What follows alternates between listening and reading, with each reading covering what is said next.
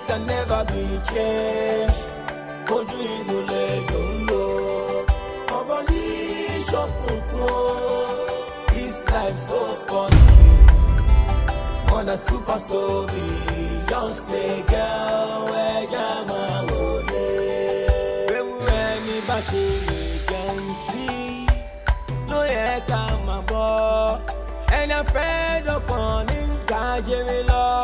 Níwájú ẹni èyí ṣúra gan ṣúra ìjẹ̀ka gbáyé pẹ́. Ṣé fẹ́ nìyí o? Ṣé fẹ́ nìyí o? Dẹ́kun sọnù o. Ṣé ìfẹ́ nìyí o? Kò yé mi, kò yé mi. Just take a look at what is happening.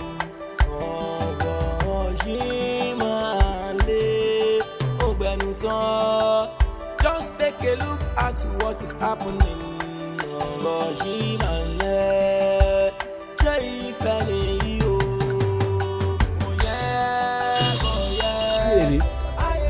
I'm so sorry. You guys are beautiful.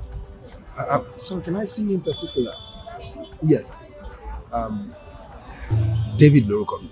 I am a civil engineer. Mo wà lẹ́nu iṣẹ́ mo kàn ní kí n wá bí wá relax there. May I know you better? For what? Come on now. What if fine you go aggressive though? See, I mean no harm. So, okay, fine. See you bá fẹ́ ní deal ẹjọ́. We are going to contact you, then I can call you later. Mi ò bá ti ń wá bí. Kí n fún yín nọ́mbà mi. Ṣé mo mọ̀ yín rí ni? Ẹ fọ́n ní gan o. Ẹ bá dé ti mark. Ẹ wo nǹkan tó ṣe fún yín sí. Listen. Ọmọdé ń ṣe o. Obìnrin ṣe máa kọ́kọ́ ṣe ní first time. Tí ò bá ṣe bẹ́ẹ̀, máa suspect ẹ̀. Àmì ìpele rẹ̀ kọ́ ló ti wá. Jẹ́ ká lọ relax. If she's meant to be mine, she will always come back.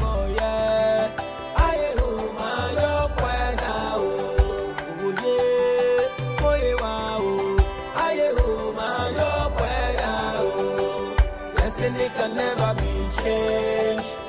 Ojú inú lẹ́jọ́ ń lò. Ọmọ yìí ṣọ́kùnkùn. This life so funny. More than super story. Just play girl where Jama wole.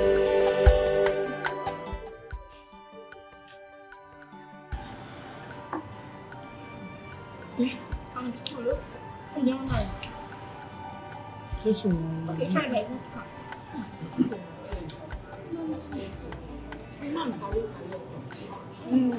Only.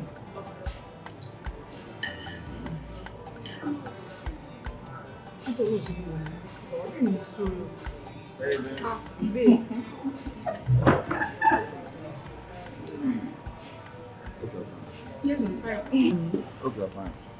I'm fine. So, meet my friend. Tolani. Oyin. I meet baby Yomi. Hi. Hello, sir. I'm Tolani. Good to meet you. Same here. Hope you're fine. Babe, yeah, I'm fine. Good for home. Okay. Hello? Oh. Okay.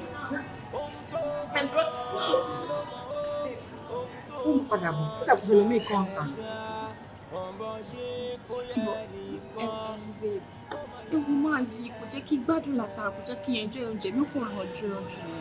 Ṣé ọ̀rọ̀ tí ẹ̀ ṣe ló máa ń parí ìkàlẹ̀ ẹ̀kan ni? Ṣáwọn làpàdé Ẹ̀ nà ó.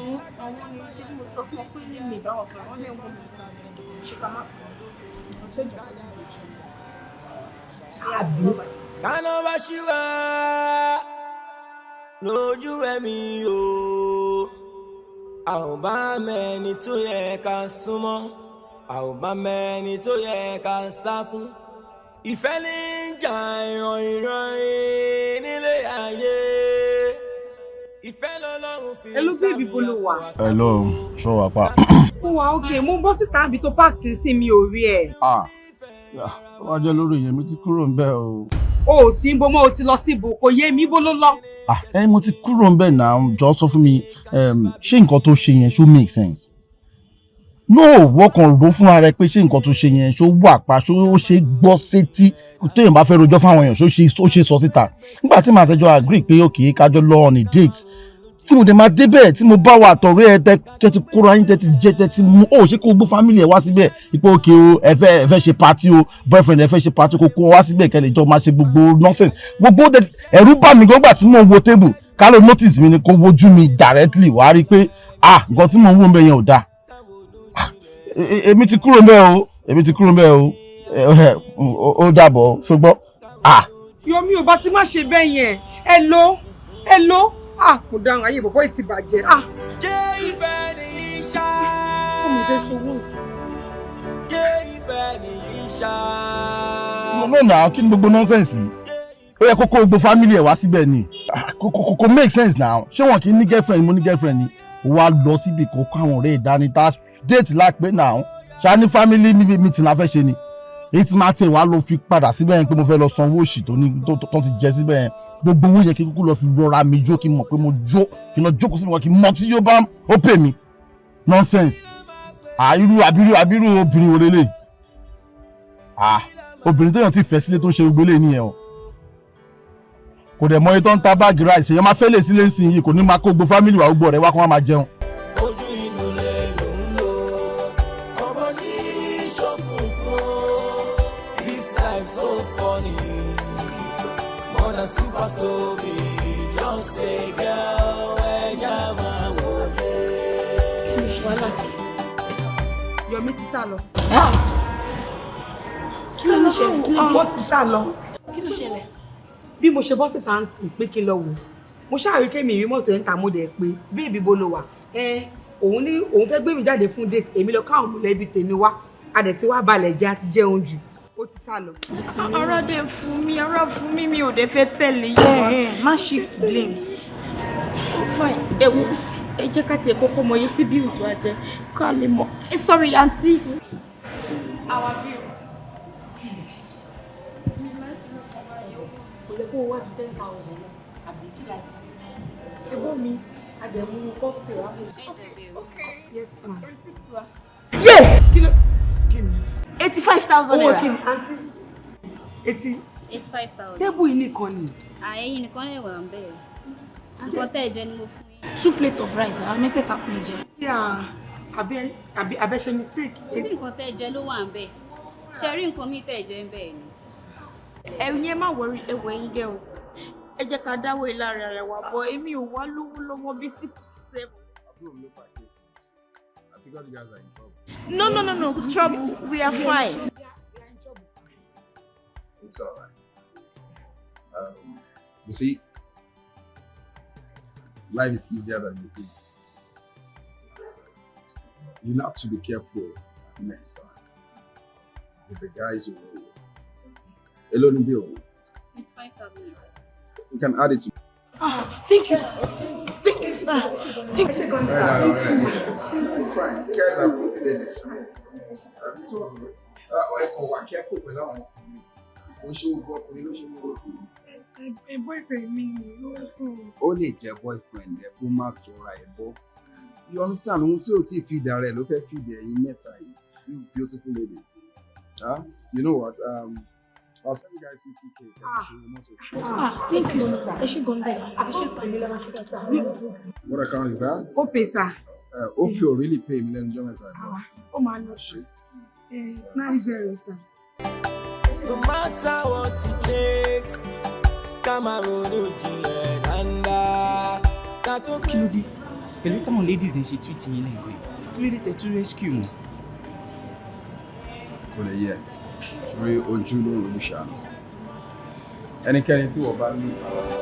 ọmọ yìí ṣọ́kùnkùn this life so funny more than super story. Yes, no, man. Láti bẹ̀rẹ̀ sí ń tẹ fóònù mo jẹ́rìí ẹ̀ ìwọ ló nìyẹn. Ọkọ ẹ̀ báwo ni dẹ̀? Hello. Yeah. Okay. Káàbọ̀. Now, baby, how are you? Come to that bed. Yeah, how are you? Yeah. Ṣé kò sí mo ti ń pe ẹ̀yin lórí aago látàrọ̀ ẹ̀ pick call. Oh, má bínú. silence ni phone mi wà so nǹkan tí mi ò ṣe mọ̀ pé ó ń ring nìyẹn. Ṣé wàá gbà pé èyí ni last day of the month? Of course mo mọ̀ pé ní ni month end mo dẹ̀ mọ̀ pọ̀ tó mi. Ok, kí lẹ fẹ́ kọ́kọ́ ṣe? Ṣé fẹ́ kọ́kọ́ lọ shower ni àbí kí n serve table fún yín? Kọ́kọ́ serve table kí n jẹun so tí n bá ti wá jẹun tán a ṣe máa lọ ṣe ti bí yẹn. Yeah. Oh, my baby. Ọmọ bàbá ẹ̀. Oh. So how was school today? I hope your mommy didn't beat you. But I was alright. Good girl. Babe, Wúrà, a máa ń pọ̀rọ̀ yìí lọ́wọ́ ẹ̀, ó máa láàárọ̀ nù. Kí ló tún ṣẹlẹ̀ báyìí? Kí ni ó ṣẹlẹ̀? Ṣé gbogbo bí nǹkan ṣe ń lọ iṣẹ́ dùn mọ́ wọn ni? Kò sówó, kò sọ́kọ, bá ṣe dàgbà tó yẹ ká má ní partner. Tá kan lè choose pé weekend yìí jẹ́ ká lọ lò pẹ̀lú partner wa. Ṣòro ni. Babe, mo fẹ́ kó mọ̀ pé ọ̀rọ̀ owó tá à ń sọ yìí, àrùn gbogbo ayé ni o. Jọ sọ fún mi, ta ló lówó lọ́wọ́? Àwọn tó lówó gan, wọ́n lament. Àti wípé gan ọ̀rọ̀ ọkọ dé yìí, Ọlọ́run ló ń ṣọkọ o. Èmi ò kánjú o. Tó bá tásìkò Ọlọ́run á ṣe. Ṣó wá dìgbà tọ́jọ́ bá lọ tán lórí wa? Àbáwo obìnrin kọ́ tílẹ̀ wa ò kí ń pẹ́ ṣú. Ọjọ́ ò níbi tó ń lọ. Ẹ̀yin lè ń dán lára yín. Ẹ máa jókòó sí bíbá ẹ̀. Ẹ ní jáde. Ẹ jọ̀ọ́ ṣọ́kọ́ fẹ́ wá bá yín nínú ilé ni. Àbọ̀ ó ló máa bá yín nínú ilé. Kí ẹ jẹ́ ká ṣeré jáde. Àwọn kan wà níbi kan tó jẹ́ pé wọ́n ní owó ìlọ́wọ́, wọ́n níbi tó fẹ́ lọ sí, wọ́n mọ nǹkan tó fẹ́ fi ṣe. Ẹ jẹ́ ká jáde. Bíbí ní asset tẹ́lẹ̀ fi mú wálé náà. Kí ló ń ṣe yín? Ẹ kàn máa jókòó sí bíbá ẹ̀. Fóònù látàárọ̀ dalẹ́. Tí data ẹ bá ti tọ́lẹ̀ máa rántí pẹ́ lọ́kọ àbí ẹ ní owó lọ́wọ́. Kí ló ń ṣe yín? Ẹ gbé fóònù tí sẹ́gbẹ́ kan, ẹ jẹ́ ká jáde. Ká jáde. Ìjáde tá a jáde gbẹ̀yìn, ẹgbẹ́ la jẹ bọ̀. Ṣé irú àwọn èèyàn bíi ti Yọ̀mí lórí ká lọ máa bá ń tà? Stop it. Irú Yọ̀mí báwo?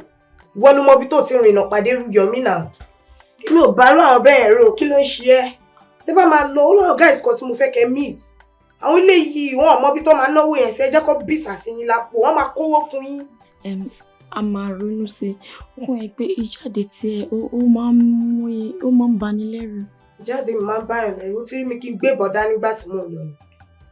Àmọ́ mo kẹ́rù ẹlẹ́rù wọlé rí. A máa ronú sí i. Ẹ tẹ̀lé mi, ẹ jẹ́ ká lọ meet àwọn guys yẹn. Sure, don't worry.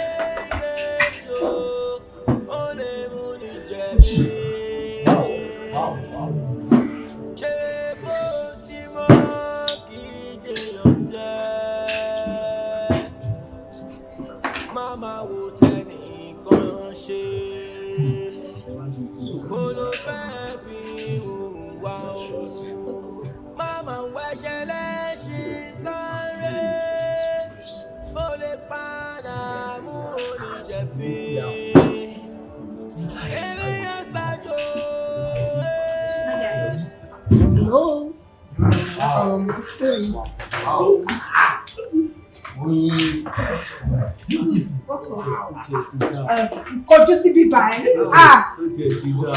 Hey guys. So, I meet àwọn ọ̀rẹ́ mi, Wúrà, Tọ́lání. Nice one. You guys are beautiful. Thank you. Hey, kí ló tó jẹ́ pé tó bá rí obìnrin ìbá rẹ̀ kàn máa ṣe bákọ̀bákọ̀? Kí ló ń ṣe ẹ́? Oyin, actually, mo pé big things in my life. Yes, yeah.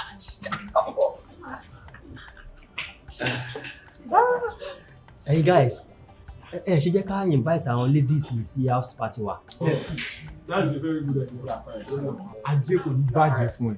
Àbí ipò tí mo wọ́n tí mo rò. Tó ní bọ́ ewu ẹlé ń bẹ̀rẹ̀ tí mo yẹ site wọn ẹ̀. Orí mi kọ́kọ́ lọ síbẹ̀ ẹ̀ pé alpha kan wá. Sorry ẹjọ́ ẹ má bínú. Akọ̀ǹpọ̀ tẹ̀ sọ house party kò yé wa níbo nìyẹn ti ń ṣẹlẹ̀. Actually, we are holding it in our house. Yeah, our house. Hey guys, èmi tí mo kọ́ àwọn girls dey be by gan. Tí bá mi reason. mi ò tí sọ pé bóyá máa lè wà àbániwá ẹ kò sáré jù sí wọn bẹ́ẹ̀ yẹn kí ló ṣe yín náà. Oyin why now? Oyin. Ó yẹ kó mọ̀ pé tó bá ti wà pẹ̀lú wa just Jaiye. Okay ṣé tó gbọ́ ẹbí ẹ lórí table? No NSC la máa mú jọ yẹn. Ẹ má worry, èyí tá à ń sọ́dọ̀ as in ladies what do you care for? Hey waitress. Hey come wá fún ọ ladies ní nǹkan tó bá fẹ́. Jaiye lọ. What do you want? Please, what would I take?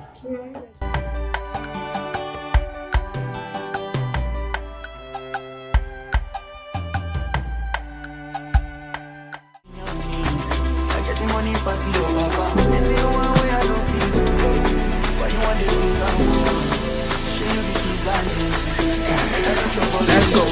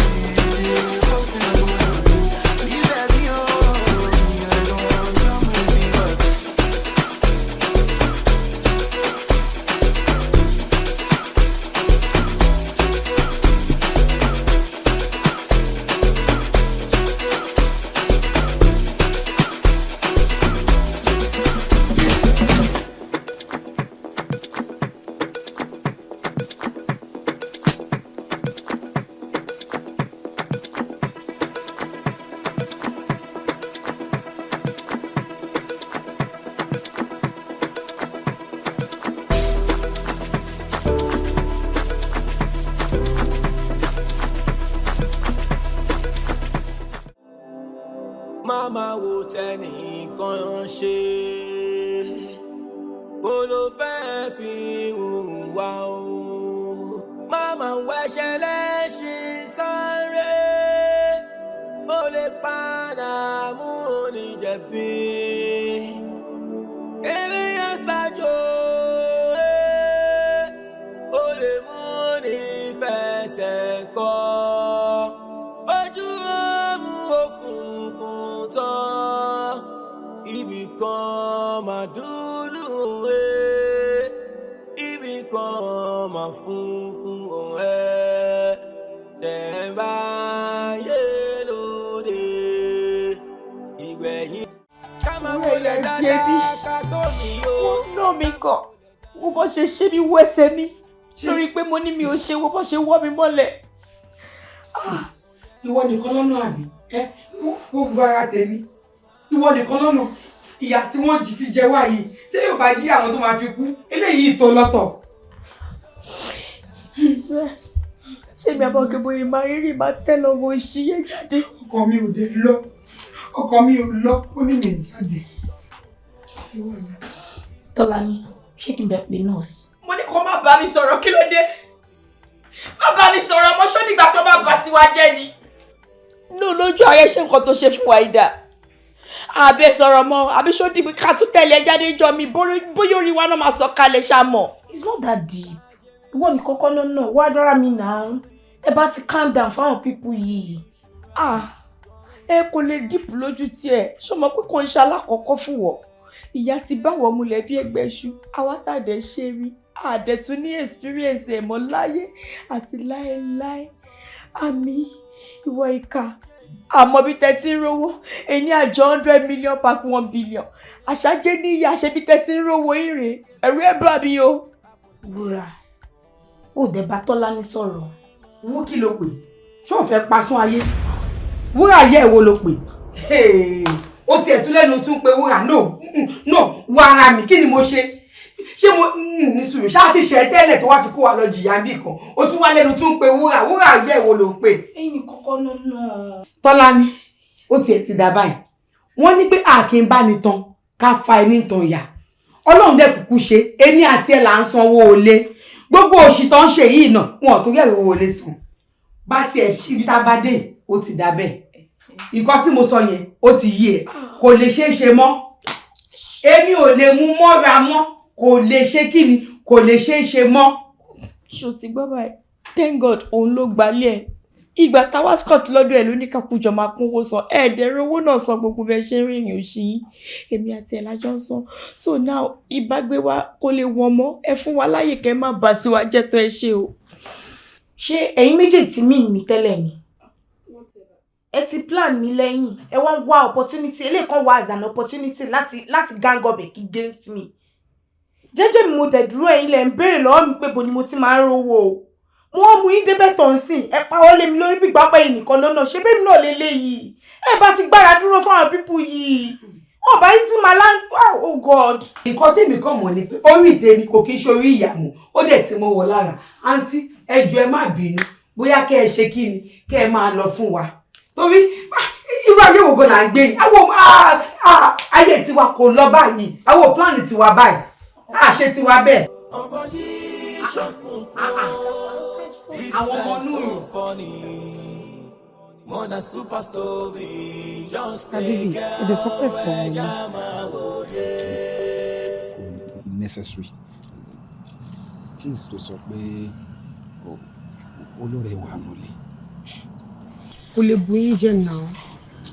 Ṣé mi ò sọ pé ó máa bù mí jẹ, but you see, mi ò ní fẹ́ kó dàbí pé mo encroach on her privacy. You know, tí ó bá ṣe ń pé torí ó pay account of mi gan ni mi ò ní lè reach out sí yín. Sí ìwọ ni kò máa bẹ̀ jọ láwọn bọ̀rẹ̀ sọ. I honestly like her. I can't use the word love now because mi ò mọ̀ why. But you see, by the time bàbá wà closer jù báyìí lọ, màá lè mọ irú ìwà tó ní. Then I'll be able to develop and find a soft landing for love to happen. But for now, I like her a lot, and I'm not here for jokes. Mo ti gbọ́ nǹkan tẹ́ sọ. Mi ò tí promise you anything for now. But máa bá sọ. Kọ́lọ̀ bá ikú gbọ́. But máa try best. O ṣe mo. To by mind, see, mo try láti impress anybody, mo try láti entice yín, but my first send the change díẹ̀ sí account. Kó bá mi fi ra gift fún. Sọ fún pé ó wá látọkàn mi. Spelling gyro ilé ayé. Ìfẹ́ lọ́lọ́run fi sálùlákọ àtàbò. Ọmọ ọlọ́jọ́ bí ó! Òkùnkùn mi kú ọ̀rọ̀ rẹ̀ sá.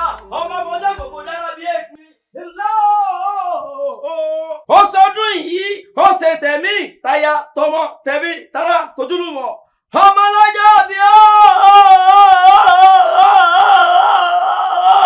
Níṣẹ́ bí àgbọ̀ngbọ̀ àkàlà ó! Ọ̀yà!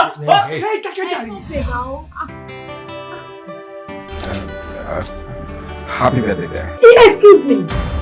Ẹ jọ̀ọ́ torí Ọlọ́run ẹ di gift mi. Mo kàn choose mi ìfẹ́ sọ̀rọ̀. I choose not to talk. Because mi ìfẹ́ kẹ́ bá dé ìlú jẹ.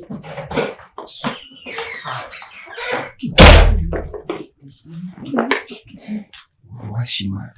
Oh, she's not mad. Bóyá mú tó bá jí láàárọ̀ yìí. Àmọ́ Mr. David ẹ̀yin náà bùkún. Ṣé wọ́n tẹ̀lé ṣe surprise fún yàn? A gbọ́ gbogbo gift tẹ́ gbé wá. Èwo tún wá làwọn? Ọyọ lọ́rọ̀! Stop it now. Kí ni gbogbo ilé ajóbi wíwà bẹ́ẹ̀ mú wá? Irú àwọn ilé ìwé burúkú wò lélẹ̀? Ìwọ náà ló máa bá mi bẹ̀. Mo kú ọ̀rọ̀ wọn. The thing is, mo send owó sí àkáǹtì already. Bá mi fi 400,000 gbé jáde kan ṣe party fún kó enjoy birthday kí wọ́n mú 100. 100? Fẹ́mi nìkan. Èṣì sá. Máa bá sọ̀rọ̀, máa gbọ́. Máa gbọ́. Ẹ káwọn ilé wa. Ẹ máa fún bọ́dá ìlógún wọn tẹ́ bá délé wa. Ẹ̀bọ̀ yín náà bùkún o. It's fine. Ẹ fún wọn lógún wọn tẹ́ bá délé o. Very funny. Tọ́lá ni. Ìwúrà ọlá ó ṣe mí gan-an. Mi ní parọ́ fún ó ṣe mí ó dẹ̀ dùn mí. Báwo ni máa yẹn ṣe mọ bíbá in the first place? Wá tiẹ̀ máa ní sùúrù díẹ̀díẹ̀. Tọ́lání. Nǹkan tó rí lè ṣẹlẹ̀ ni pé ó ṣàwọn tíjọ́ ta lọ sí restaurant tí màá yẹn sanwó wa. Ó pay account tèmi lèmi fún wọn. Wọ́n dẹ̀ máa ń bá mi sọ̀rọ̀ láti ìgbà yẹn. Àwọn like ọ̀rẹ́ ẹ o, àwọn fẹ́ o, àwọn máa tọ́jú ẹ̀. Ìgbà tí mo dẹ̀ post picture ẹ níjẹta, wọ́n dẹ̀ sọ fún mi pé àwọn máa like láti surprise ẹ fún birthday. Ṣé surprise wà ní ìtàn wa ṣe ni? Àbọ́lọ́njẹ́ agbádùn. Àwọn amúwèrè tó ń kéwì lẹ́yìn ìyẹn kéwì bí ẹni tó wà lójú ogun. Àmọ́ pé àwọn náà bùkún. Àmọ́ ìwọ náà ti overreact jù. Anyway, wọ́n fún wa 500,000. Ní sùúrù. Èmi 100, ìwọ 400. 500,000 for okay. Agbowó ọ̀rẹ́ mi. Àmọ́ ọ̀rẹ́ wa. Máa yí láìkẹ́ o. Máa tẹ́mi wo ó láìkẹ́ o. Ó dẹ̀ look responsible. Ó dẹ̀ máa tọ́jú ẹ̀. Sorry, babe, mi ò sọ pé wọ́n like me. Èmi náà dẹ̀ mọ̀ nǹkan tí mo ṣe. But I don't want to be a second option for any man. I don't get second option. You don't get báwo. Ṣo fẹ́ sọ pé o mọ̀ pé married man lẹni tá à ń sọ̀rọ̀ nípa yẹn? Married man. Àmọ́ wọ́n ti bá èmi sọ, wọ́n dẹ̀ fún mi ní assurance. Wọ́n lọ́wọ́ máa tọ́jú ẹ̀. O ò ní gbé pẹ̀lú ìyàwó lè mi. Wọ́n náà máa fún ẹ létí ẹ, ó máa wà okay. Ó máa bẹ́tà kó dàrú o. Ṣé bóun lọ o tí ìfẹ́ wọn àti gba 500 gba kinní kan yìí. Ìyẹn lọ fà o, second wife. Tó wáyé pé mi lọ kọlu sí ni mi ò ní òpẹ́ méjì. Bó máa yí wa òkè. Bóyá kí o lọ fẹ́ wọn. Kémi lọ fẹ́ wọn. Wọ́n lọ́mọ dúdú làwọn fẹ́ wọn fọ́mọ pupa. Ká má fọ̀rọ̀ lẹ sọ̀rọ̀. Àwọn nǹkan tó kó ó wà living room. Ṣé o fẹ́ àbófẹ́? Owó epo nìyẹn. Money box nìyẹn. Owó ní kókó. Bọ́ọ̀sì blue tí wọ́n fi kíní ìyẹn lè fẹ́. Ìfẹ́ ní ìjà ìràn nílé ayé. Yomi, kí ló tó ń bọ̀ lé mi ń dà yìí? Babe, èmi ni mo mọ̀ nǹkan tó ń ṣe mí tí mo fi wá bá ẹ ní dà yìí. Kò lè yé lédi. Kò lè yé mi. Kí ni ò lè yé mi bẹ́ẹ̀? Ajé ẹ̀ ti forí kó mi tán, ó wá ń bọ̀ lé olówó ẹ̀. Dúró ná, ṣé mo ja ròbó lójú ẹ̀ ni? Wo bí bọ̀bọ̀, ọkọ̀ tó ti lọ, òun ló ń ṣẹ́wọ́ sí yẹn. No, babe, má ṣe báyìí fún mi náà. Sí Wúrà, I love you so much. Wọ́n dẹ̀ mọ̀ pé mo love ẹ. Love my foot. Mo kó àwọn ọ̀rẹ́ mi wá mi ìdè. Ó dẹ̀ fi ojú wa gbolẹ̀ tó tó yẹn. Jọ dúró ná, tí àbárẹ́ni tó bá wa sanwó oúnjẹ yẹn, ṣé wíìgì wa ni kò gbà lẹ́ẹ̀ni? Àbí bàtà, àbáṣọ ọrùn wa? Tó kọ́ dé ìgbà yẹn sí ìhun bẹ́ẹ̀ mi, kí ló fẹ́ kí n ṣe mò ń gbọ́ ẹ? Babe, torí kò ń ṣe fọ́ọ̀tì mi náà gbọ́ yẹn. Ìgbà tí mo máa débi tí ìwà àtàwọn ọ̀rẹ́ ẹ̀ ti ń ṣe fàájì yẹn, ẹ ti palẹ̀ láró, ẹ ti jẹ nǹkan tó pọ̀ gan-an. And besides, kò sí much lọ́wọ́ mi gbà yẹn, mi ò bá ti sanwó yẹn. I'm so sorry, má bínú sí mi. Jọ̀ọ́ nítorí Ọlọ́run. Mo ti gbọ́, mi ò bínú mọ́, àmọ́ ọ̀rọ̀ fífẹ́ láàrin èmi àti ẹ kò lè ṣẹlẹ̀ mọ́. Ọlọ́run ti pèsè ọkọ alálùbáríkà fún èmi. Ó dẹ̀ kúkú mọ̀ tẹ́lẹ̀ pé èmi ò kí ń double date. So kò lè work. No matter what it takes, ká máa ronú jinlẹ̀ dáadáa. Can we be friends? Tó bá tiẹ̀ fẹ́ mi mọ́, ìyẹn ò ní pé ká wá dọ̀tá náà. Friends with who? Jọ, eré kí lajá ń bẹ́kùn ṣe? Yomi, èmi àti ẹ a lè jọ ṣọ̀rẹ́ mọ́. It is over between us. No, babe, má ṣe yẹn fún mi náà. Orí mo ṣe ń dúró bẹ́ẹ̀ sọ̀rọ̀. Ó mọ bí mo ṣe nífẹ̀ẹ́ tó náà. Ìfẹ́. Babe, má ṣe.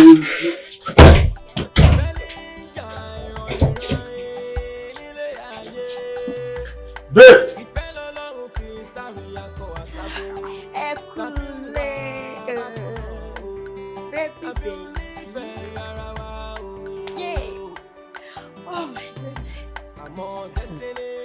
Kò yé mi. Òde má dùn. Wo òde dùn. Ó dùn ju oyin lọ pàápàá bíbí. Má yẹ kí n tún ẹ pé mo ti gbọ́njú láyé mi ti ní boyfriend. Ọkùnrin ò ever treat me right bí David ṣe treat me lẹ́nu. Ọ̀rẹ́ mi má jẹ́ kí n tún ẹ mi tí ẹni fẹnu sọ́kàn wọ́wọ́ mi. David ti finally propose sí mi. Èyí mà pọ̀. Ó lágbára. Kò yé mi. Níjọ́ wo síjọ́ wo nìyẹn ní kíákíá ni. Wo David ò lè wait kí move in sí kan nulẹ̀ ẹ̀ nínú housing bara. Ẹlẹ́ẹ̀kejì, ó náà mo máa fún mi ní 300,000 naira. L'account manager máa san sí account mi every month. Yeah, wo. Ní sùúrù. Ẹ ti ń dàrú o. Èmi àti ẹni o. Torí pé kí ni èmi leléyìí. Gbogbo bó ṣe lọ pátápátá ni mo mọ̀. Àti wípé gan, wọ́n fẹ́ ṣe lé gan, ṣé kò yẹ kémi gan wà ńbẹ̀ ni? Ṣorí lórí yẹn. Èmi náà sọ bẹ́ẹ̀, bọ́ ó wá jẹ́ kí n rántí ọjọ́ tó wá ṣe surprise birthday fún mi. Ṣòrántí? Bẹ́ẹ̀ni. Ó nígbà yẹn lòun ti mọ̀ kódà ìpè mi láìka ìwò só kàn ṣe ní èmi kan, òun kan. Bọ̀bọ̀ tó máa ń tẹ̀lé cousin ẹ̀yìn nìkan ló ṣe kẹta. Àmọ́ ṣé mi láláriwo? Àwa lálárinà. Kò sí wàhálà. Ọlọ́run tó gbé kọ́ọ̀lù tiẹ̀ yóò gbé nọ́mbà tiwa náà. Ẹ ṣáàjì awo ríǹgì yín. Ọ̀rẹ́ mi ìfẹ́ kò fọwọ́ kan jú o kẹ́ má lọ ta o. Ìtòkò jìnnà. Àbí àforíire náà.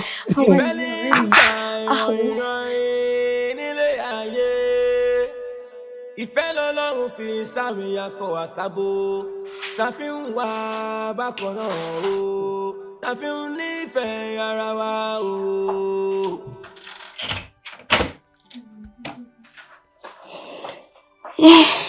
Ọ̀rẹ́, kó jókòó. Like seriously. I'm up for you. Ọlọ́run ti gbé kọ́lẹ̀ o. Àfi sùúrù babe. Ṣorí, ọ̀rọ̀ mi gangan ló jẹ́ kí n mọ pàtàkì òwe tí Yorùbá máa ń pa pé apẹ́kó tó jẹun ò ní jẹ̀bàjẹ́. Àṣọ Ọlọ́run ní plan fún life wa, ṣáwàlá kan kánjú. Ó wá rí mi báyìí. Ọlọ́run really ní plan yẹn fún ọ̀rẹ́ mi. Wo ọ̀rẹ́ mi, èṣù bí èèyàn bí òṣù ní yáyìn. Àmín. Ọlọ́run tó dẹ̀ gbé kọ́ọ̀lù tiẹ̀ kó má gbàgbé mi náà. Ọ̀rẹ́ mi torí owó ẹ̀ ti bà á. Ọlọ́run á gbé kọ́ọ̀ tiwọn náà. Kí n má tán ẹ wúra. David is a very loving and caring man. Mi ò fi ìṣẹ́jú kan báyìí kábàámọ̀ pé mo fẹ́. Ṣé mi sọ fún ẹ? Sọ fún ẹ. Inú mi dùn fún ẹ. Ṣùgbọ́n wúra, dúró tí n bá máa béèrè lọ́wọ́ ẹ̀. Láàrin mi àti ó jẹ́ kó yé mi pé máa yé Mr. Mayowa ń disturb me. What's up about him? Kí ló ń ṣẹlẹ̀? Ọ̀rẹ́, ó tó ló ń disturb mi. Kódà, weekend dé mi àti ẹni date. But married man ni máa yé o. Oh my goodness. Ọkọ mi. You're wrong, kéèyàn married man. How are you doing? No, Are you good? I'm fine. Oh, okay, bye. Ṣé pa? Ẹ kú àtàrọ. Kí ni nǹkan tí ó burú nù kéèyàn married man? Ẹ̀rù kàn bà mí. Ìmọ̀ nǹkan tí màá bá ń bẹ̀. Okay, now listen. Ṣorí, ibi tórí bá dání sí léèyàn gbé. Be it with a married man or a single guy. Kí ló fún wọn lárídájú wípé single guy ò ní padà US sílẹ̀? Àìmọye àwọn ọ̀rẹ́ mi tí mo mọ̀ tó fẹ́yàwó kan 2, 3, 4 àti bẹ́ẹ̀ bẹ́ẹ̀ lọ. See, all that matters is the peace of mind. Kọ́lọ̀ ń ṣe ibùjókòó ayọ̀ fún ní kálukú níbi tí wọ́n ti ní dá ẹ láàmú. That's all you should ask for. Ọ̀rẹ́ ọ̀rọ̀ ló ti bọ̀ yẹn o. Ó ṣàrí mi ṣe bọ́rọ̀ lèmi àti ẹ̀ ń sọ látàárọ̀. Married man ni mo fẹ́ náà o. Mo dẹ̀ enjoy life mi. That's right. That's right. Ẹ wo sister Tọ́lá ni. Kẹ̀lẹ́ sí. Ibi àmì seriously. Orin ebi ló ń kọ sí ilé tí wọ́n. Bẹ́ẹ̀ tí iṣẹ́ ti ẹ̀rẹ́ yìí, bọ́ ẹ má worry. Mo ti ṣe ẹ̀fọ́ already, bọ́ iṣu tí mo fẹ́ fi gúnyán wà lórí náà. Ebi lọ wò báyìí. Ẹ jẹ́ kí lọ bá yín check bẹ́ẹ̀. Ṣùgbọ́n ẹ̀fọ́ yẹn tó fi mention ohun èlò like nǹkan bá mi 5 plantains. Pounded yam will be too heavy for me. Alright, kò sí wàhálà. Yeah, let me get you water first. Come in, babe. Enjoy yourself. Àṣekọ́ ti lágbájá máa yàtọ̀ sí tìyẹ. Àṣekọ́ ti tàmẹ̀dò ọ̀tọ̀ lómi o. Kádàrá ṣàgbà ẹ̀dá o. Ora, báwo yẹ kó mọ̀ pé married man ni mí now? You should know that I'm a married man. So nǹkan tó ń béèrè yẹn fún yẹn ò like possible now. Okay, fine. I understand pé married man ni. àmọ́ kí ni nǹkan tó fẹ́ fi mi ṣe? Kí ni nǹkan tí mo fẹ́ fẹ́ ṣe ẹ́? Bá ṣe jọ ní nice time báyìí náà ni náà. Ọmọ kan tó máa ṣẹlẹ̀. Bóyá tí ìyàwó mi àtọmọ mi bá travel, then wà lè mọ nǹkan tó máa ṣẹlẹ̀. Besides, mo ti ń plan gan pé bí káwọn méjì àti ìyàwó mi àtọmọ mi bí a kọ relocate so that èmi àti alẹ́ ní time fúnra wa. But it's something I'm still thinking, like I'm trying to see how it will work out. Ṣé nǹkan tí mò ń sọ yẹn?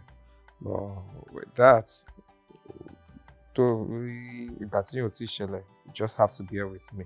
And another thing tí mo fẹ́ sọ ni pé màá mọ time tí wàá máa pè mí. The only time to lè pè mí anything from past 9 a.m. in the morning. Tó bá dẹ̀ ti ń kọjá 6:39 p.m. máa pè mí. Because ó yẹ kó mọ̀ pé by then màá ti wà ní pẹ̀lú ìyàwó mi àtọmọ mi.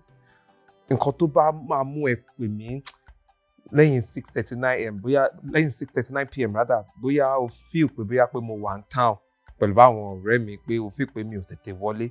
But tó bá fi mọ̀ pé mo ti wọlé jọ̀ọ́ máa pè mí o. Mi ò fi lé mi ṣeré o. So mo ṣe máa ní sùúrù dìgbà tí àwọn tèmi bá travel. Ó tún wá fún mi lófin kí n má pè é time kan ní pípé time kan ní kí n má pè é. Now ṣe fẹ́ kọ́ ká fóònù. Ìwọ náà okay. Now let's do it this way. Ìwọ náà put her sí shoes ìyàwó mi. How would you feel tó bá gbọ́ pé just one girl òun ní nǹkan ṣe pẹ̀lú ọkọ ẹ̀? You understand o ní like ẹ̀ now. Just one girl. So èmi ni just one girl sí ẹ.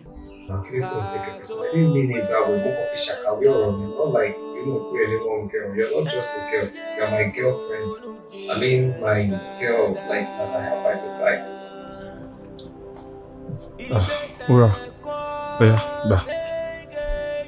ba now. Ba ko lo. O de ń wò mí. Babe. We should just every time to make love no one man kí máa lo contraceptive. Now kò fi lè protect ara ẹni now. Ṣó fẹ́ lóyún ni. Tó bá lóyún kí ló fẹ́ kí n sọ fún ìyàwó lé mi. Ọmọ lo oògùn jàre. Lo. Èmi gan kọ́ ló yẹ kí n máa kọ́ ẹ ní gbogbo kinní yìí. Ó yẹ kó mọ̀ pé normal. Tọkùnrin àti obìnrin bá jọ ṣe kinní ó yẹ kó take care now. You know I'm a married man. But I'm not supposed to be taking this every time. This is not every time now. Ṣé bí bàtà bá ti ṣe ni? Àbí ṣé ojoojúmọ́ là ń ṣe kinní ni? Time tó bá ṣe máa protect ara wa. We have to protect unwanted pregnancy and I don't want that. Fẹ́ ń gbà tí. Blah.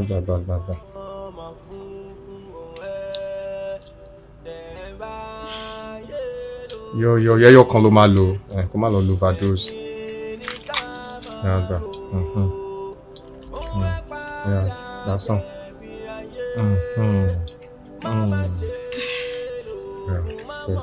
Ṣáà ti tẹ́ lọ́rùn bá. It's okay then. So o lè keep eléyìí so in case of the subsequent one. Kò ṣó yìí ṣe pé kò dé ẹ̀bẹ̀. Ṣé ìfẹ́ mú mọ́ omi sí àbí báwo? Okay. Yeah, okay. No problem. Okay. Babe, surprise.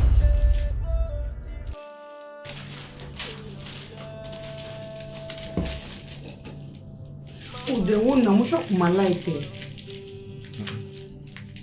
What's this? Open it. What's this surprise for me? I know you love it. Are you sure I'm going to love this? Just open it. Okay.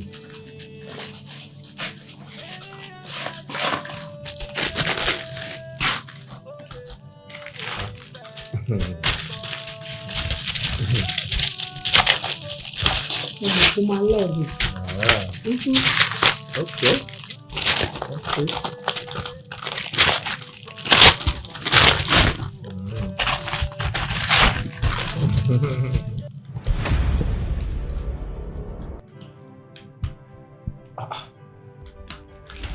Kí ni gbogbo pálapàla yìí?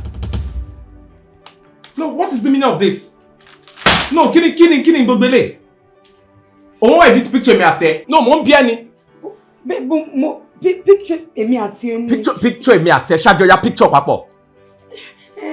mo mọ̀ pàjọ ya picture papọ̀ mo kàn feel pé picture méjì mo máa like pé kí n ṣe papọ̀ kí n dẹ̀ gbé sínú ilé. Kàn feel pé picture yìí mo máa like pé kí n ṣe papọ̀. No, ìwọ náà gbọ́rọ̀ tó sọ ṣọ́pọ̀lọ́ wà ń bẹ̀. Ó sọ̀rọ̀ bí ẹni tó yẹ pé ọpọlọ áyán ló wà lórí ẹ̀. Ó sọ̀rọ̀ bí ọlọ́pọlọ ọdún. Ó sọ̀rọ̀ bí ẹni tí ò ní ròrì. Ṣo máa ń ronú ṣá? No, mo bí ẹni ṣo máa ń ronú. Báwo ló ṣe máa ṣe picture mi àti ẹ papọ̀? Ṣo jẹ́ ìyàwó mi ni? No, what is the meaning of this? No, mo bí ẹ no, wait, jẹ́ kí n bèrè kọ́kọ́ lọ́wọ́ ẹ̀. Báwo ló ṣe jẹ́ sí mi? No, báwo ló ṣe jẹ́ sí mi? Oh, lẹ́ni tó fi lè sọ̀rọ̀ àbí? No, sọ bó ṣe jẹ́ sí mi now. Oh, if you don't know, let me remind you. You are just an ordinary side chick. Side chick ní ẹ̀ now. Ìwọ tó yẹ pé mo rán ayọ̀ jẹ. So, wàá fẹ́ sọ̀rọ̀ ẹ̀dín kan bàbá rẹ̀ fẹ́ ìwọ náà feel important. You are feeling like one important person. No. I'm asking you, who are you to me? No, sọ fún mi. No, kí ni reason kí ni nǹkan tó rò débẹ̀ tó fi feel pé okay, nǹkan tó kù lọ́rọ̀ ẹ̀ lélẹ́yìí. Mo kàn feel pé máa like ẹ. Mo kàn feel pé ta ni máa like ẹ. Àbúrí ẹ̀ ò pé ni. Nǹkan ń ṣe ẹ́ ni. O feel pé ta ni máa like ẹ. Láti bo síbo. No, láti bo síbo. Mo fẹ́ like kí ni. No, èmi àtẹ́jọ́ ń yọ̀ nǹkan ṣe. The next thing tó feel pé o fẹ́ ṣe ni pé kò gbé mi sáyé o fẹ́ hand picture èmi àti ẹ. No, báwo ló ṣe jọra wọn? No, ìwọ náà wèrè wo ló bẹ ṣe náà? Wèrè wo lẹ́jọ́ lọ́pọlọ tó bẹ ṣe ìwọ náà wo nǹkan tó edit wo bí mo ṣe rí wo bó ṣe rí. O rí pé àti ẹ̀ bára wa lọ àwa compatible rárá wo nǹkan èmi wọ blue ìwọ wọ white wo bó ṣe rí. O dẹ̀ sọ pé so this is so pronounced that okay these people are not couple.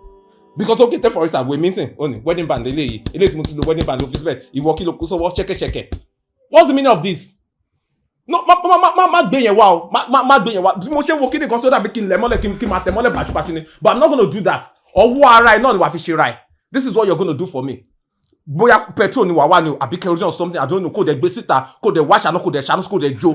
Because n bá sọ pé kíní gan wọ́n sì lè mú pieces ẹ̀ kọ́ sì máa lọ fi ẹ̀ ṣe kan. But kó jóná rúru ni I do not want to ever see this thing again. I do not want to ever see this nonsense again. Bó kí ni? Ó nínú tán rò rárá. Kánú bá ṣì wá lójú ẹ̀mí o. Kánú bá ṣì wá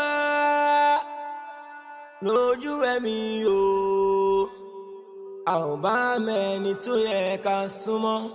A ò bá mẹ́ni tó yẹ ká sá fún. Ìfẹ́ ní ń jà ìràn nílé ayé. Ìfẹ́ lọ́lọ́run fi sáré akọ àtàbò. Ta fi ń wá bákan náà o.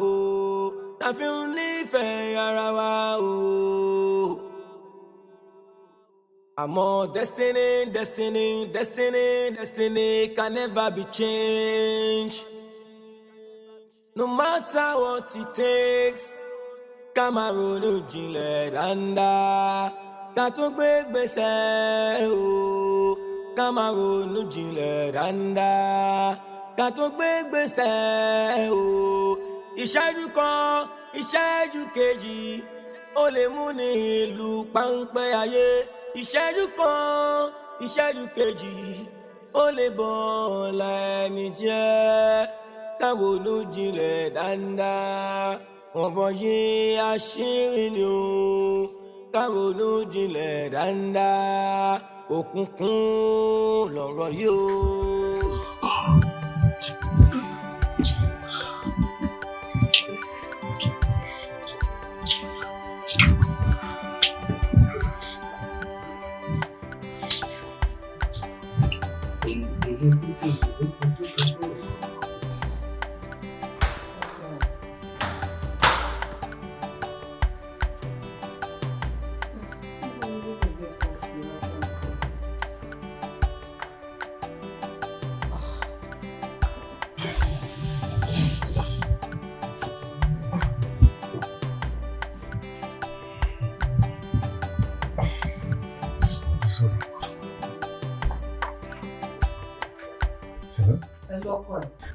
Bí báwo ni? Ọmọ ẹ ni.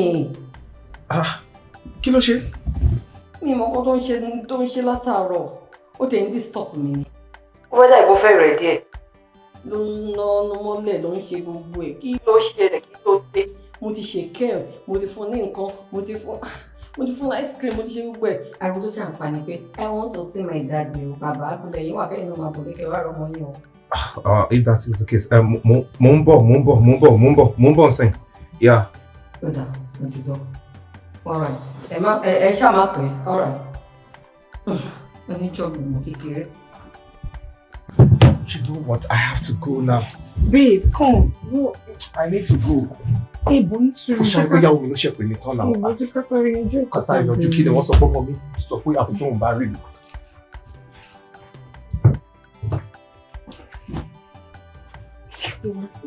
Okay, 5 minutes. Ó dà pé òun ṣé o gbọ́ ọkàn tí mo sọ nínú ìpò ìyàwó mi pè mí pé ọmọ mi sọ pé àfikún òun bá rí mi. Ọ̀rọ̀ wọn máa tó yá. Take it easy. Ibo ni mo bọ́ bàtà mi sí náà? Ó dà pé ìfẹ́ràn ìwé kìnìkan àwọn aago mi ń kọ́. I'll see you. Babe. This life so funny. More than super story. Just take girl where jama wole. Ewu ẹni bá ṣe lè jẹun sí. Ló yẹ ká máa bọ̀. Ẹni afẹ́ dọ̀kan ní gàjẹ́. Fẹ́ràn ọmọ ìṣá, ọ bó ṣe lẹ̀ mọ́ bàbẹ́. Ṣé ẹni máa rò pé mi ìtọ́jú ẹ̀ ló lè bá ìtorí Ọlọ́run? Fọmọ mi ńlẹ̀ fọmọ mi ńlẹ̀ ó ti rí mi ń sin ọkàn ẹ̀ ti balẹ̀. Nǹkan tá a bá ń sọ fún yín lẹ̀ nígbà pé wọ́n náà ó máa pariwo mọ́ ó máa ranjú mọ́ ni so òun ranjú mọ́ mi nígbà tí mi ò sí nílé ni. Ẹ máa ran kò jù bẹ́ẹ̀ lọ èmi fẹ́ ṣe nǹkan kan lókè ẹjọ́ máa rán ra yín.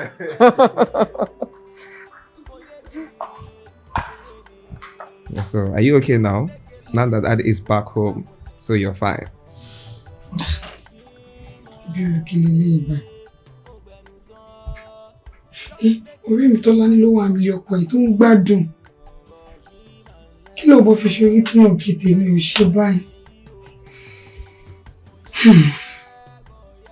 Àwọn Ọlọ́run máa ṣàánú mi. A máa ṣorí mi lórí ìyà. Yomi ṣe tiẹ̀, ọkọ ṣe tiẹ̀ lọ. Tí mo lè rí máa wá inú máa rẹ̀ mí lẹ́kún. Dẹ́kun sọnù o, ṣé ìfẹ́ nìyí o? Kò yé mi, kò yé mi. Just take a look at what is happening. Ọ̀rọ̀ yìí máa le ọgbẹ́nu tán. Just take a look at what is happening. Ọ̀rọ̀ yìí máa le. Hello babe. Kí ló ṣẹlẹ̀ kí ló tó ń pè mí?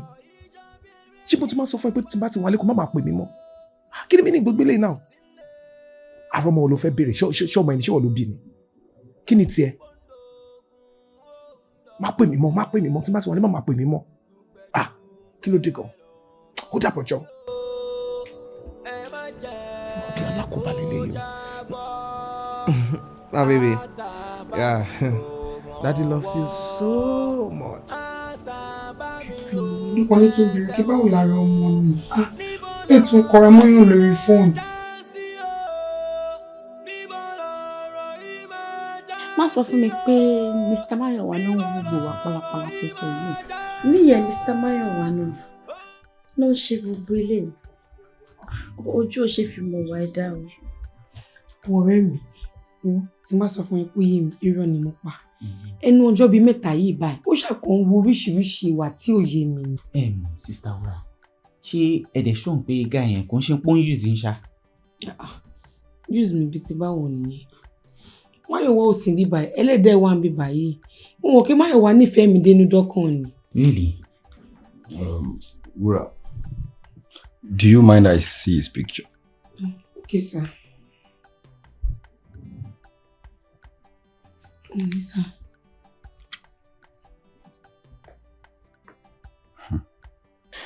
See, ṣó fẹ́ gbọ́ tọrọ.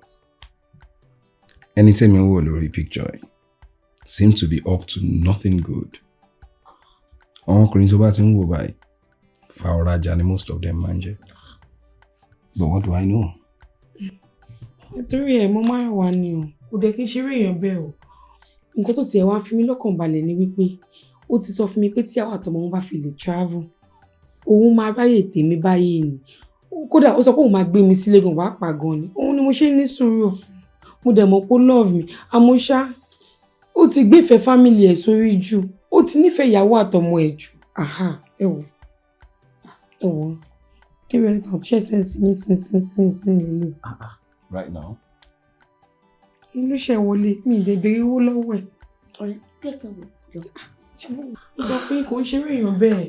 But ìfẹ́ ìyàwó àtàwọn ọmọ yẹn báyìí ó ti pọ̀ jù. I think I'm short of words at this point. Sister Wura, ó fẹ́ jọ ń pé guy yìí nífẹ̀ẹ́ yín gan nìyẹn. It is well. Ọlọ́run á bá yín tò. Uncle, sir? Relationship coach. It might not be well with you after now. Sir? Because mo ń wú ẹ láti nǹkan ọ̀rọ̀ tó pè é sí ló ń dá sí. I've told you, mo ń kọ́ ẹ bó ṣe máa raise media coaches or than me by on that sort of relationship. You know you do that frequently. I'm sorry, sir. When I'm having conversations with people, you don't pop your nose in it.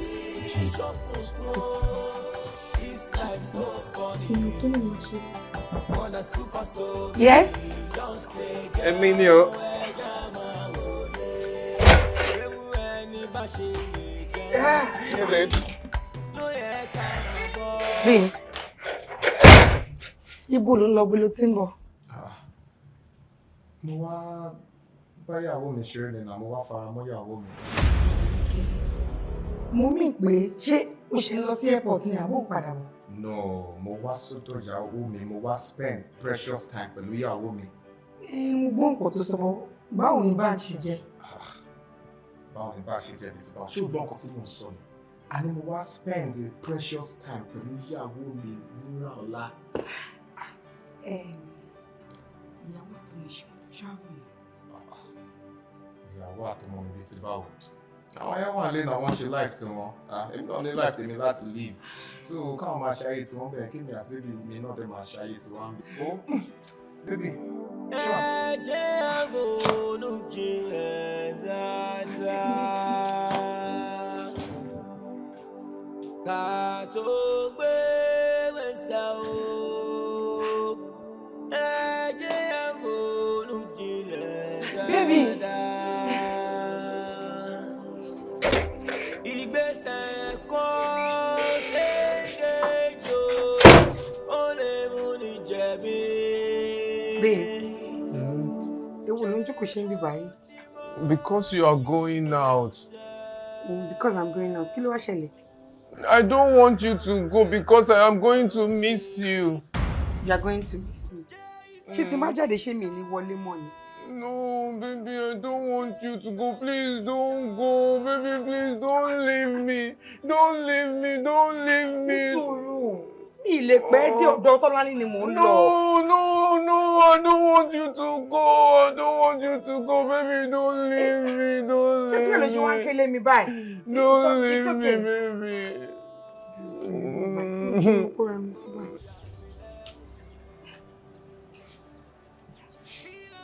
Hello Tọ́lání.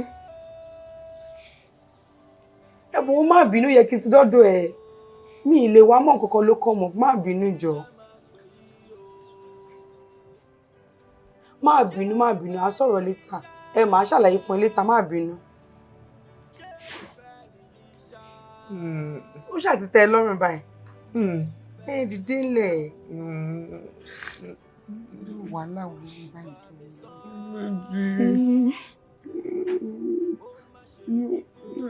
How can I live without you? Me too. You too. You love me yes. so much. And I love you too so much. I love you too.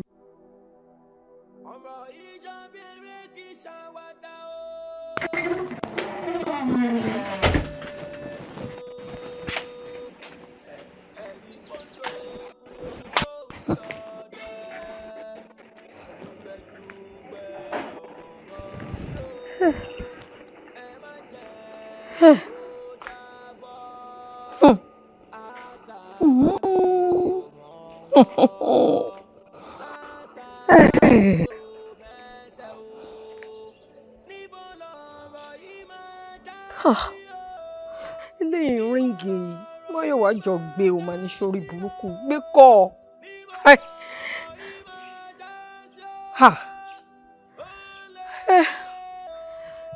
ọmọkùnrin níbo ni mo mọ̀ tó wọlé sí láyé mi níbo mo mọ̀ tọmọkùnrin wà láti bíi 2 weeks tó ti bọ́ta nulẹ̀ tí mo bẹ̀rẹ̀ sí ń pé kó lè pé tí ò lọ ìtú bá jàjà ríǹgì báyìí kò ní gbé tí bá ní kí n pè padà fóònù àtútù kú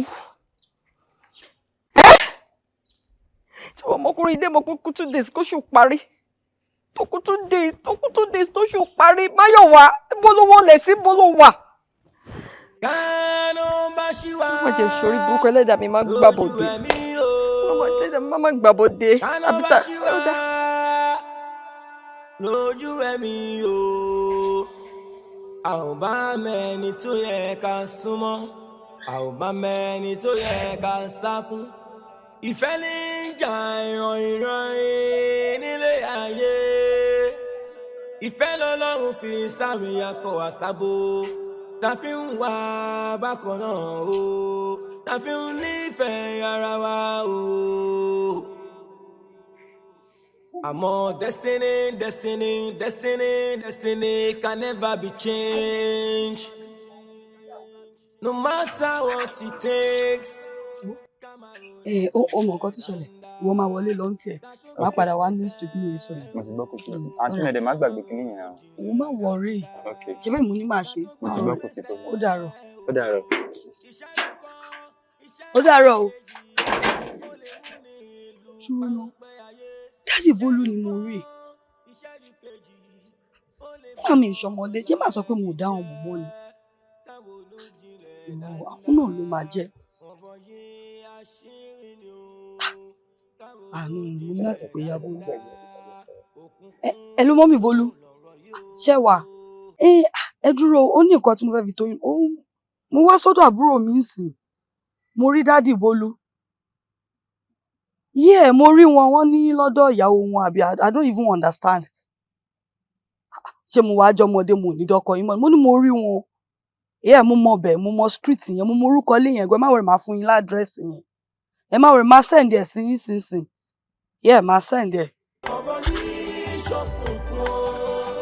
This life so funny. More than super story. Just play girl where jama wole. Ewu ẹni bá ṣe lè jẹun sí. Ló yẹ ká máa bọ̀. Ẹni afẹ́ dọ̀kan ní gbàjẹrẹ lọ. Níwájú ẹni. Èyí ṣúra, gan ṣúra. Ìjẹ̀ka ká ẹ̀pẹ́. Ṣé fẹ́ nìyí o? Ṣé fẹ́ nìyí o? Dẹ́kun sọnù o. Ṣé ìfẹ́ nìyí o? Kò yé mi, kò yé mi. Kí ló ṣẹlẹ̀? Kí ló ṣẹlẹ̀ tó fẹ́ wọnú mi ni?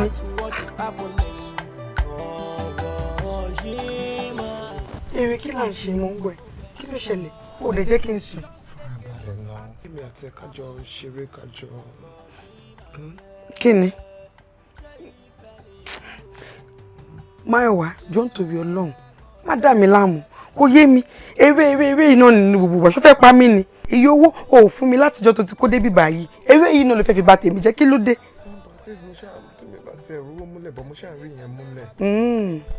Ìyẹn lèmi á máa jẹ. Ó jó oúnjẹ àbí? No, farabalẹ̀. Ara àwọn nǹkan tọkùnrin máa ń fóbìnrin náà lélẹ́yìí. Tí mi ò bá lè fún ẹ ní òòtò owó, mo ṣáà ń fún ẹ ní òòtì bí. Ìtàwọn ẹgbẹ́ ẹ̀ ń fún yàn nìyí. Mi ò fẹ́ wàhálà o. Ok, ní sọ̀rọ̀. Mo mọ̀ pé nǹkan tó ń ṣe ẹni bí àtọ̀pọ̀ ti sùn tẹ́lẹ̀ ń sìn tó dẹ̀ ti jí mi ò ní pẹ́ máa tètè dé. Ibo ló lọ tó ti ń dé? Ibo ló lọ tó ti ń dé sẹ́mo ń bí ẹni? Mo mọ̀ nǹkan tó ń ṣe ẹ́, o mọ̀ pé mi ń tètè dé àbẹ̀, but this time mo máa tètè dé farabalẹ̀. Máyọ̀wá, mi ò fẹ́ wàhálà lálẹ́. Mi ò fẹ́ wàhálà lálẹ́. Ṣọ́ ara ẹ̀. Má ní mi lára. Ok, mi ò fẹ́ ní náà ní sọ̀rọ̀. Sure, but there is one particular style tó bá ti ṣe báyìí mo ètè máa ń dé. So kàn ṣe báyìí. Kí ṣe? Kí ni? Kàn ṣe báyìí. Kí ni? Kàn ṣe báyìí. Tó bá fi ọwọ́ ẹ̀ kàn mí. Tó bá má jẹ́ kó ní kàn mí inú fún mi àti ẹ lálẹ́. Ara ìrẹ́ ni kò fàyè mi dá. Ara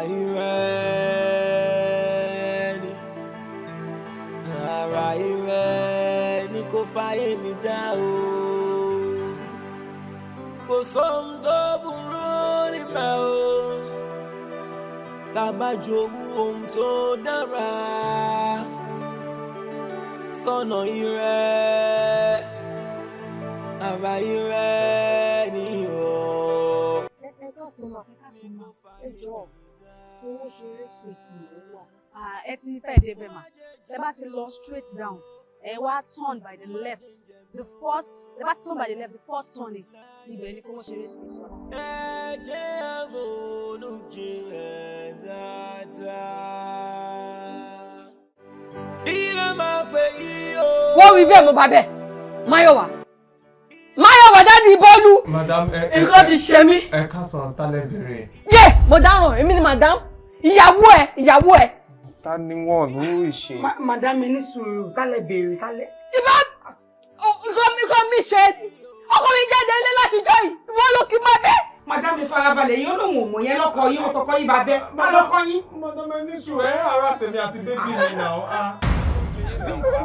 Sọmọ wọn ni. Mi mọ wọn. Ẹni tí ọkọ ẹ̀ sì lè yà, olóhùn òmò yẹn. Ẹ̀rọ ti ṣe mí. Mọ́mí Bọ́lú, ìyàwó. Bọ́lú láti bo. Dáàdi Bọ́lú ya dìde. Ẹ fi mí lẹ̀ mí wọ̀ yìí. Olóhùn òmò yìí kí ló ṣẹlẹ̀ kí lẹ fẹ́? Bébí ò dẹ̀ lé wọ ẹbí báwọn sọ̀rọ̀. Kí ló ṣẹlẹ̀? Ta ni Dáàdi Bọ́lú? Ìwọ ọmọ ẹ̀. Kí ni? Mo ń bọ̀. Òye mi kí ló ṣẹlẹ̀ mi bá ní ìmọ̀ ẹ̀ náà. Ibo ló ti mọ̀ wọ́n ibi wo lè. Ibo ni mo ti mọ̀ pé ṣé mi Dáàdi Bọ́lú ni? Mi mọ̀ wọ́n. Ó mọ̀ wọ́n. Ẹ bó ṣe ń ṣe dandan. Nígbà tí mi wá mọ̀ wọ́n wọ́. Dandan. Mo gbé máa ṣe nǹkan tó ń ṣe lọ́jọ́. Èmi ò mọ̀ wọ́n. O lè mọ̀ wọ́n. Kí lẹ fi ṣe níbi ọmọ ìgbò yìí? Orí ọ̀ká lẹ fi ọkọ mú yìí. Kì í ṣẹjọ́ mi bàbá. Kì í ṣẹjọ́ rẹ. Kì í ṣẹjọ́ mi. Ẹjọ́ ta wá ni. Ẹ wo ibi tó wà mú wa lọ síbẹ̀. Kò sí bí mi ṣe bọ́kọ mi sọ̀rọ̀ tó mi ìrírò èrè mi pàdé ẹrú àgbà kó ba èrè ọkọ mi náà ò dá mi mọ̀mọ́ ẹ gbà mí lórí Ọlọ́run. Kásà. Mo tún dúró tí wọ́n gbẹ̀bẹ̀ mọ́ ní èmi máa ní ìyàwó ẹ̀ ó ní òun mọ̀ mí. Ó ní òun mọ̀ mí rí ẹ gbà mí. Mi ìrírò ilé rẹ̀ ṣàánú mi. Ọlọ́run ò dá ọmọ mọ́. Ó ní òun dá mi mọ̀mọ́. Ní sùúrù bí ìgbò ló ti kún un lé náà. Bá a ṣe parí tóṣù tó kọjá àgbẹ̀ ló ti fi lélẹ̀. Àgbẹ̀ ló ti fi lélẹ̀ gbà mí o. Àná sì ló yẹ kẹ́ ẹ sìn mí tó sùn parí. Bẹ́ẹ̀ ni bàbá torí ẹ̀ ni mo ṣe ń wá kiri. Wá kiri o. Ẹjọ́ ẹ̀yin kan ti ń dẹ́rù bà mí báyìí. Ẹni kí ló ṣẹlẹ̀? Àánú yín ní í ṣe mí. Tí mo pariwo àánú yín ní í ṣe mí kì í ṣe mí. Ọ̀dà ọba ni kò tí ì bàjẹ́. Omi gbóná ìpẹ́ lẹ́nu ọwọ́ ìpẹ́ sáà kéèké. So ọmọ bí tó wà? Ọmọ bí tó wà. Ọmọ bí ó wà? Ọmọ bí tó wà báyìí. Èso. Yá mi o, mo dé tán o.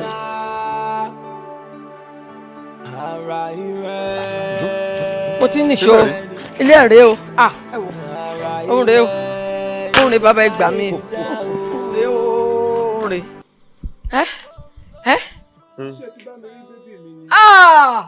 Nǹkan mi ti ṣẹlẹ̀. Mo rí ìrìn òun náà mò ń wá bọ̀ yìí. Ọmọ sí o. Ọmọ sí o. Ọ̀dà náà ọba ni kò tí ì bàjẹ́. Báṣẹ́ bá mú mi àjò, bí kèrègbè mú mi àpọ̀, ọ̀sànkúlù mọ́kúlù, adíáfúndì àbùfú gbọ̀ngàn, lọ́jọ́ tọ́rọ̀ ẹ̀lẹ́ àtọ̀ tọ́lọ́rẹ̀ ọkàn lọ́mọ bíbí olónìí mọ́ra mọ́yìn bàbá awolọ̀sànkúlù mọ́kúlù ká má fi sílẹ̀ awore ni ọlọ́gbọ́n ní gbọ́gbọ́gbọ́ ta kókó omi sétí aṣọ àwọn ọmọràn ní mọ́yẹ́rú pẹ́ẹ́lẹ̀ aláìnàká òdebí ọ̀nà ti pẹ́pẹ́ kun ajá fún aláǹtakùn èyí máa ṣe gbogbo bí idán bí idán èrò òkun èrò ọ̀fà ẹ mọ̀ pé bí idán bí idán pọ̀ lọ́wọ́ kí kó lọ pẹ̀sẹ̀.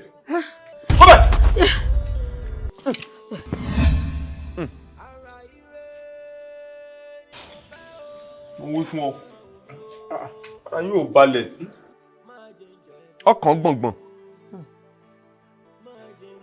yóò tù ọ yóò bá a. Babe kẹ̀ ọ̀rọ̀ pọ̀ kí ló ń ṣe ń bo láti ìgbà tá a ti ṣe tuntun tá a ṣe láti ló ti kú òun lé ó yẹ ká ti ṣe tuntun míì ó yẹ ká ti ṣe látàní. ó tó kò ń ṣàsìkò àròyé la wà yìí o omi gbọ́dọ̀ ń pẹ́ lẹ́nu o ọwọ́ sì pẹ́ sàkéke o pàápàá ẹja lọ. ètùtù tó yẹ ká ṣe láti ní ọ̀tún là á ti ṣe tuntun àìṣe tuntun yé láyé mi o. ká tó gbé wẹ̀sà o ẹ jẹ́ àmúlù jinlẹ̀ dáadáa.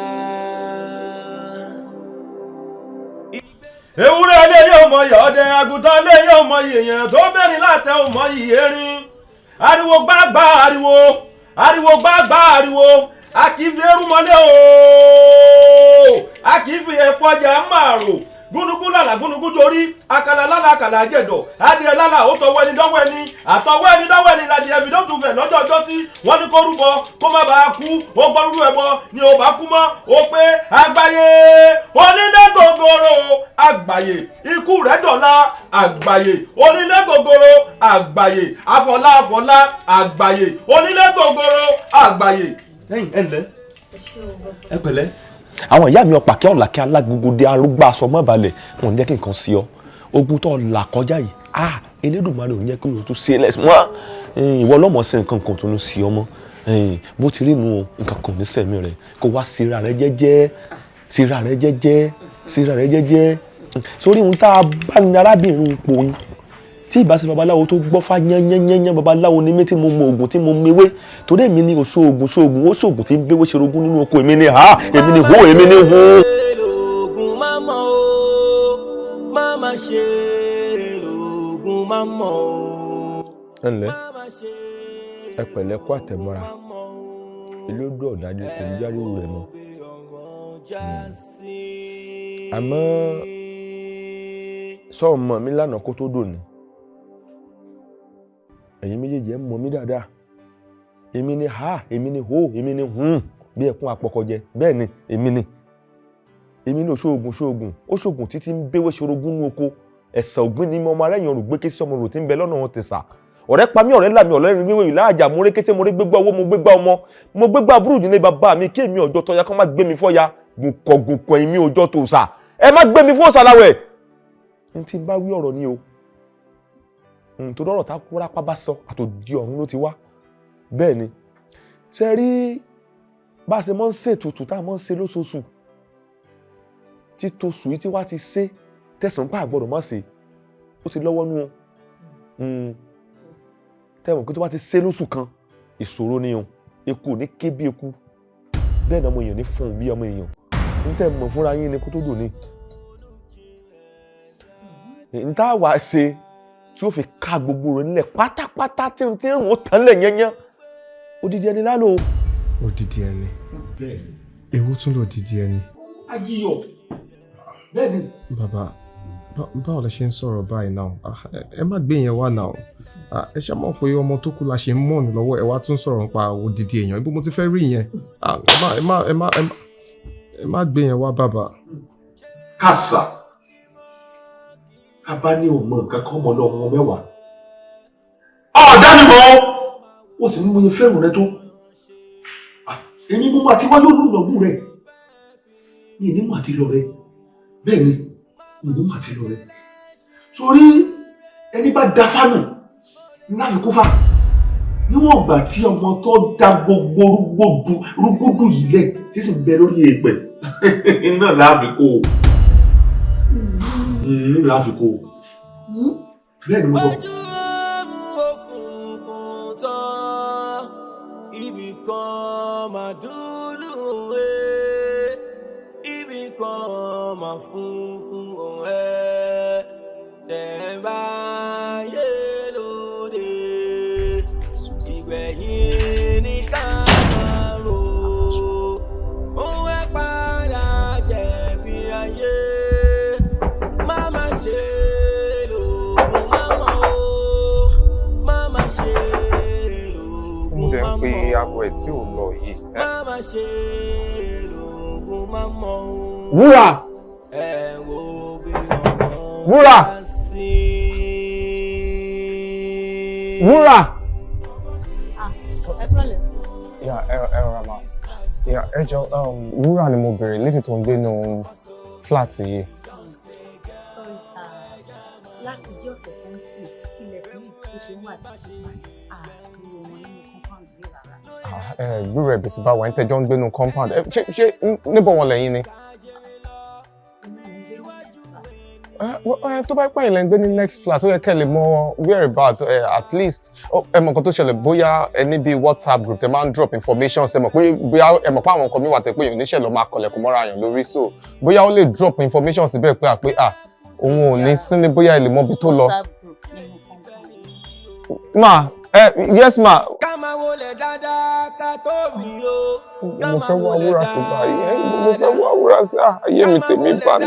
Wọ́n dẹ̀ ni mo dẹ̀ gbúdọ̀ rí wúrà. Wọ́n ni mo gbúdọ̀ rí wúrà. dáadáa o ó yà ní lẹ́nu ẹ̀ ẹ jẹ́ àgbọ̀nù jinlẹ̀ dáadáa ká tó gbé wẹ̀sà o ẹ jẹ́ àgbọ̀nù jinlẹ̀ dáadáa ìgbésẹ̀ kan ṣèkejì ó lè mú ní jẹ̀bi ṣé bó ti mọ̀ kí jẹyàn tẹ́ máma wo tẹnìkan ṣe kó ló fẹ́ fi hùwà o máma wẹ̀ṣẹ̀ lẹ́ṣin sáré ó lè padà mú oníjẹ̀bi eré àṣàjò ó lè mú ní fẹsẹ̀ kọ́ ojú ọmú òfurufú tán ibì kan máa dúdú ibì kan máa funfun tẹ̀ bá yé lóde ìgbẹ̀yìn ní ká máa rò ó wẹ́ padà jẹ̀bi ayé má má ṣe lògùn má mọ̀ o má má ṣe lògùn má mọ̀ o má má ṣe lògùn má mọ̀ o ẹ wo bí ọ̀rọ̀ já sí.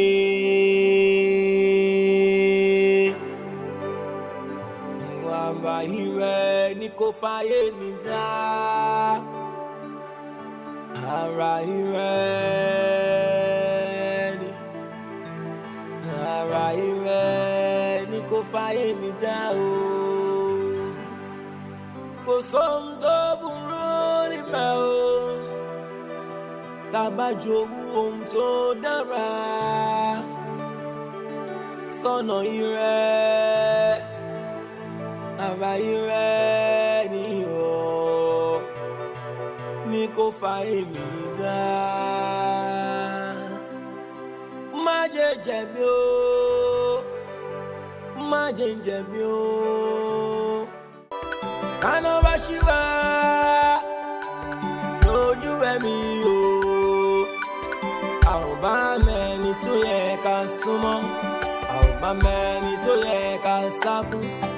Ìfẹ́ ní ìjà ìran nílé ayé. Ìfẹ́ lọ́lọ́run fi sáré akọ àtàbò. Ta fi ń wá bákan náà o. Ta fi ń nífẹ̀ẹ́ ara wa o. Àmọ́ destiny can never be changed. No matter what it takes. Ká máa ronú jinlẹ̀ dáadáa ká tó gbé gbèsè o. Ká máa ronú jinlẹ̀ dáadáa ká tó gbé gbèsè o. Ìṣẹ́jú kan ìṣẹ́jú kejì ó lè mú ní ìlú páńpẹ́ ayé. Ìṣẹ́jú kan ìṣẹ́jú kejì ó lè bọ̀ lẹ́ni jẹ́. Ká ronú jinlẹ̀ dáadáa ọ̀bọ̀ yìí àṣírí ni o ká ronú jinlẹ̀ dáadáa òkùnkùn lọ̀rọ̀ yìí o kò yẹ ayé ò máa yọ pẹ́ẹ́dà o òye kóyè wá o ayé ò máa yọ pẹ́ẹ́dà o destiny can never be changed ojú inú lẹ́jọ́ ń lò ọ̀bọ̀ yìí this life so funny more than super story just play girl